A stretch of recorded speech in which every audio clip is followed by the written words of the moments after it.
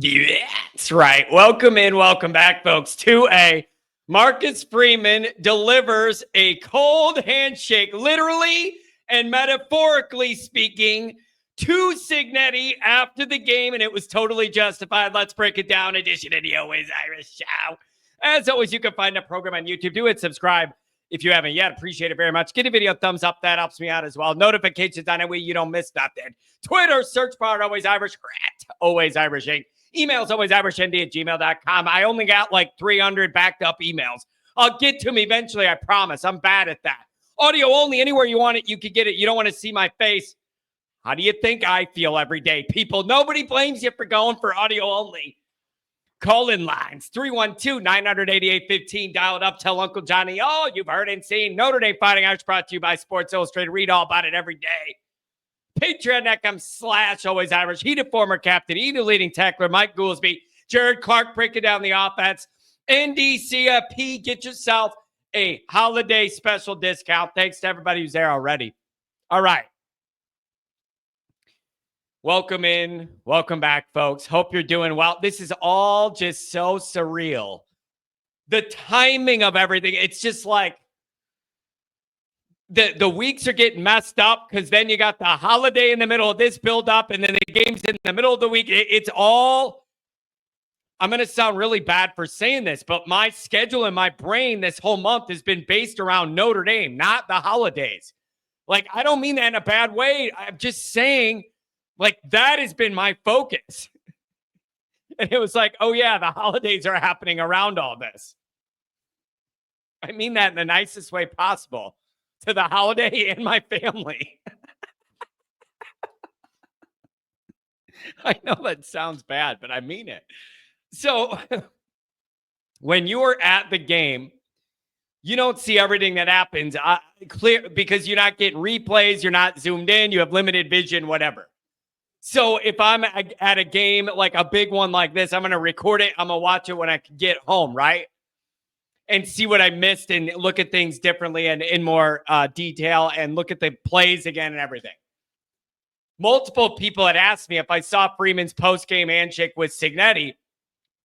Like when we were driving home, I was getting those texts and I was like, it's not something I would have noticed, what happened.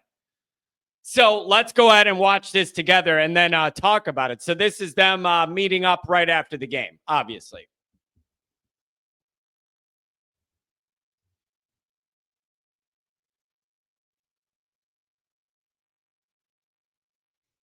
Okay. All right. Good game. Yeah. Oh, yeah. I'm done with you. Get off my field. Get off my field. Get off my field is that look from Marcus Freeman. And it's totally justified. It's chilly, and I don't just mean because of the weather, people. That was cold. That was cold-blooded. I'm telling you. I love doing this show. It was cold-blooded. It was totally justified. Chilly, and I don't just mean the weather. This guy has been running his mouth non-freaking stop, bro. Google me, I win. Then before the game, they said, oh, man, how does it feel that you've won most of the coaching awards given out this year? He says, well, wait a second. Most? I'm pretty sure I won every single award. But to be fair to myself, I won them all, not just most. Okay. Then he goes on Sports Center or Game Day, one or the other, something and says, we don't just beat ranked teams. We beat the shit out of them, he says, live on ESPN. This guy ran his trap non-stop. You know that old act like you've been there before thing? Somebody should have told him that. Here's the contrast, though. While he made it all about him and ran his silly mouth, Notre Dame stayed quiet, flew under the radar, avoided the noise, and just got to work. Got to work.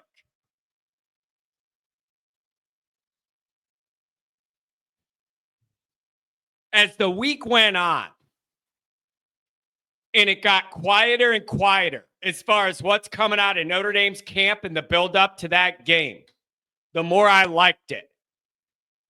The more I liked it, man. I was not getting many leaks of the vibe or like this or that. It kind of got locked down. And the more the week went on and I saw the Indiana side making all the headlines, chirp, chirp, chirp, and I wasn't hearing nothing from Notre Dame, the more I liked that. The more I liked that dynamic. I love that quiet confidence that came out of that Notre Dame program in the buildup. That showed me not only maturity with the coaching staff and Marcus Freeman's approach, but also the maturity and the leadership on this football team and the players. Let Cignetti go ahead and run his mouth and make all the headlines leading into this game. It was all about every time that guy opened his mouth. And I've said it before, I'll say it again. I am sure he's spoken plenty about his team being good overall and all that. But what makes the Twitter headlines and the little snippets you see on social media isn't that stuff. It's him when he makes it all about himself. And so that's the image that gets out there. I didn't like it. So I love Notre Dame sitting back, getting down to business and letting them make all the headlines. That was just fine with Notre Dame. That was just fine for Notre Dame. Beautiful. I loved it.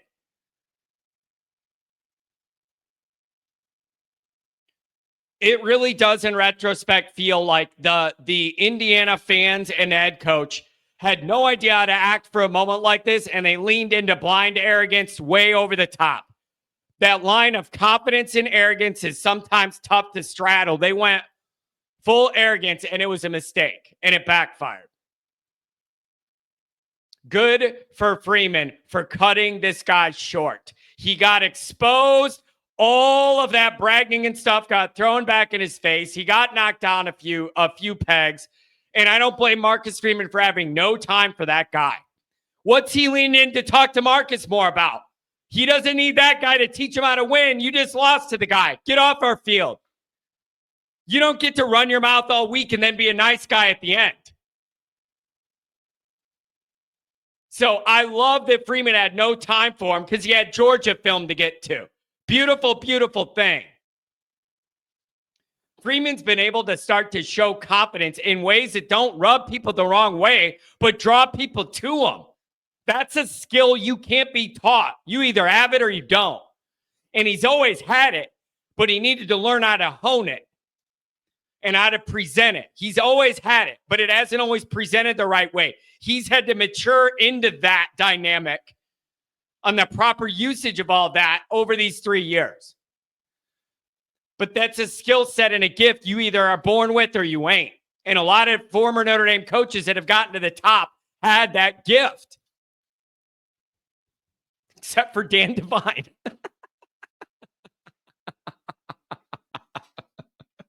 I don't know why. I'm just not the biggest Devine guy of all of our guys.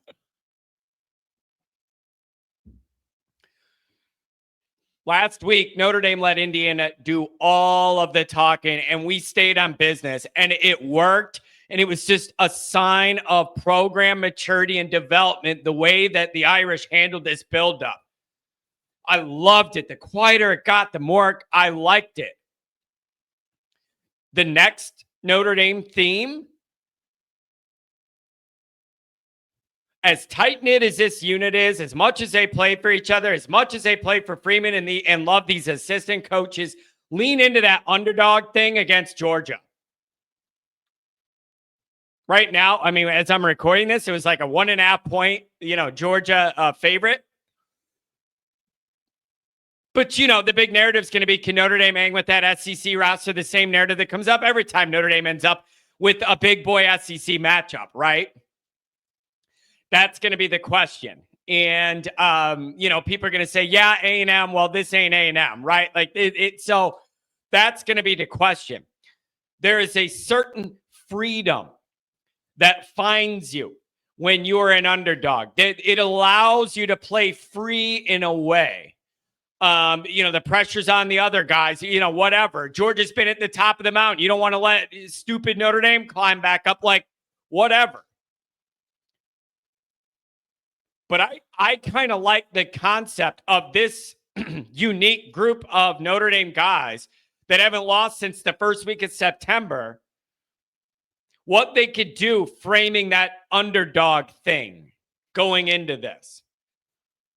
I kind of like the way that may sit with our program if it's navigated the right way. And like, this is our shot and we're going for it. And we're really changing the narrative, not just beating Indiana, but a notch above, a bigger weight class, right?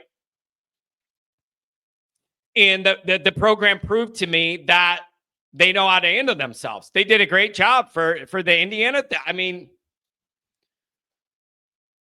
that quiet confidence, man, I loved it. I just thought once you saw Cignetti getting further and further out there, and the more you saw of it, the more I was like, dude, let this dude dig his own grave publicly and just go for it and let him build all that pressure on himself and his guys having all this hanging out there while you're not saying anything and you're just getting ready for a football game. Like, maybe that's program maturity. I don't know.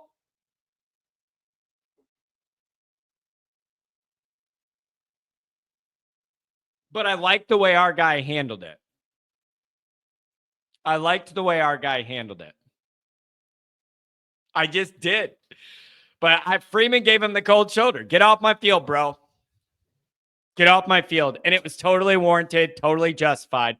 You run your mouth like that, you get what you get. So, I don't know, man. This Notre Dame team has it rolling. They play for each other. They play for the coach. They just find a way. They never give up. They're resilient. And you just ask yourself, how far can you run that? Right? Like, that's how much run can you get off that? Especially in this field where everybody seems vulnerable. There is no perfect team head and shoulders above everybody else that everybody else is chasing. Clear favorite. There's not. There's national heads picking a bunch of different teams to win it all. Like, anybody that has a good run here has a chance. This is a new world, you guys. It's a new world. But Notre Dame, you can't change that narrative till you win these games that are a notch above. Indiana was wonderful. I love it. Add it to the history books. I love it. One of the best nights of my adult Notre Dame life.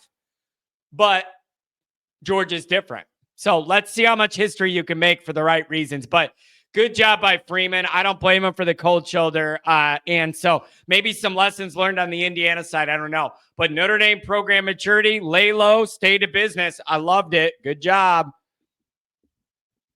Don't forget to check out the merchandise. The link is in the description. You can browse and carouse all the different Always Irish gear. Make sure you head over there and get something for the next tailgate. Thanks for being here.